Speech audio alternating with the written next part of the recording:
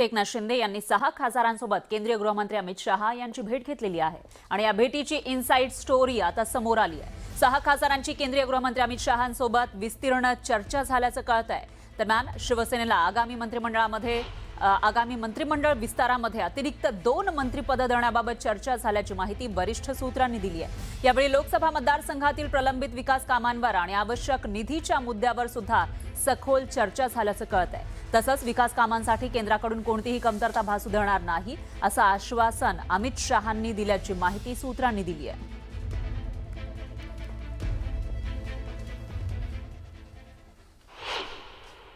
या भेटीमध्ये नेमकी कोणकोणत्या मुद्द्यांवर चर्चा झाली, काय झालं आपण बघतोय इनसाइड स्टोरी। एकनाथ शिंदे यांच्यासह 6 खासदारांची अमित शहांसोबत भेट झालेली आहे। हे तेच 6 खासदार आहेत जे मागच्या महिन्यापर्यंत ठाकरेंसोबत होते, त्याच्यानंतर ते फुटले आणि त्यांनी शिंदेंच्या शिवसेनेमध्ये प्रवेश केला आहे। या 6 खासदारांची केंद्रीय गृहमंत्र्यांसोबत प्रदीर्घ चर्चा झाल्याची माहिती आहे आणि या बैठकीला किनार आहे ते म्हणजे आगामी मंत्रिमंडळ विस्ताराची। शिवसेनेला अतिरिक्त 2 मंत्रिपदं देण्याबाबत चर्चा सुद्धा याच्यामध्ये झाल्याची माहिती समोर येते। त्यामुळे आता ही 2 मंत्रिपदं नेमकी कोणाला दिली जाणार याविषयी उत्सुकता आहे। केंद्राच्या पायाभूत सुविधा प्रकल्पांबाबत सुद्धा चर्चा झाल्याची माहिती समोर आलेली आहे आणि विकास कामांसाठी आवश्यक निधीची मागणी सुद्धा शिंदेंच्या शिवसेनेकडून या खासदारांकडून केली गेल्याची माहिती आहे। केंद्राकडून कोणतीही कमतरता भासू देणार नाही असं आश्वासन या बैठकीमध्ये शहांनी दिल्याचं कळतंय। फुटीनंतर पहिल्यांदाच हे 6 खासदार एकत्रित शहांच्या भेटीला पोहोचले होते, त्याची ही इनसाइड स्टोरी आपण बघतोय।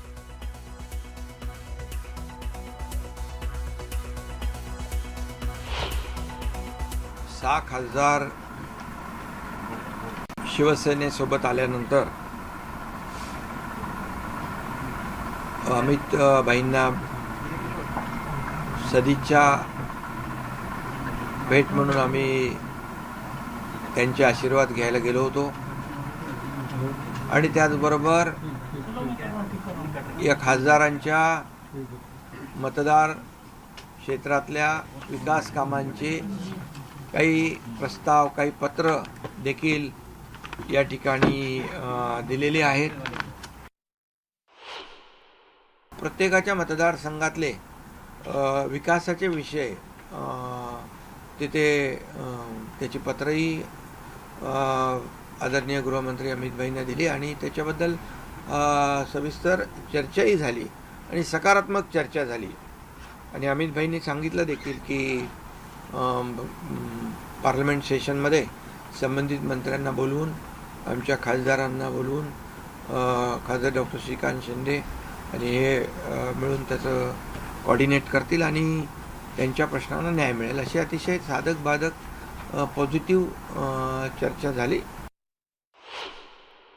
कालच्या बैठकीमध्ये या खासदारांच्या सूचना, विकासाच्या प्रकल्पांच्या बाबतीमध्ये अतिशय साधक बाधक चर्चा अति खेळीमेळीच्या वातावरणात झाली। केंद्रीय मंत्रिमंडळाच्या बाबतीमध्ये कुठलीही चर्चा कालच्या बैठकीत नव्हती। बदल घडेल का? मी तुम्हाला सांगतो, मी म्हणून तर स्वतः आलो, स्वतः या ठिकाणी अमित भाईंना शुभेच्छाही सदिच्छाही भेट होती आणि विकास कामं होती। काही मतदारसंघात तर नगर विकास विभागाच्या, सामाजिक न्याय विभागाच्या माध्यमातून कामही सुरू झालेत, म्हणजे कामही सुरू झाले, GR निघाले आणि इतर जे काही विभाग आहेत त्या माध्यमातून देखील कामं होतील आणि पाठपुरावा जो आहे याचा खासदार डॉक्टर श्रीकांत शिंदे करतील आणि दिल्लीच्या पातळीवर पाठपुरावा करणं सोपं होईल। महाराष्ट्राच्या पातळीवर मी आहेच। आणि शिंदे तसंच शहांच्या या भेटीवर ठाकरेंच्या सेनेचे खासदार संजय राऊत यांनी टीका केलेली आहे, तर त्याला उपमुख्यमंत्री शिंदेंनी जोरदार प्रत्युत्तर दिलंय। बघूयात।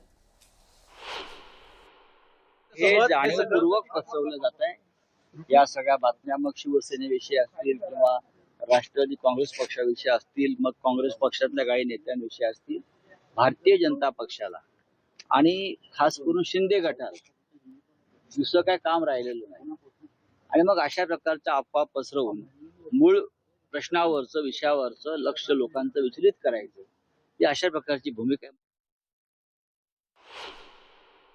या देशात कायदा आहे की नाही मला माहित नाही। शिंदे चोरीचा माल घेऊन दिल्लीच्या रस्त्यावर फिरतात आणि कायदा त्यांना हटकत नाही आणि गृहमंत्र्याकडे चोरीचा माल घेऊन जातात. ही गंभीर गोष्ट आहे. एखादा साधा चोर जर चोरीचा माल घेऊन जात असेल त्याला पोलीस हटकतात.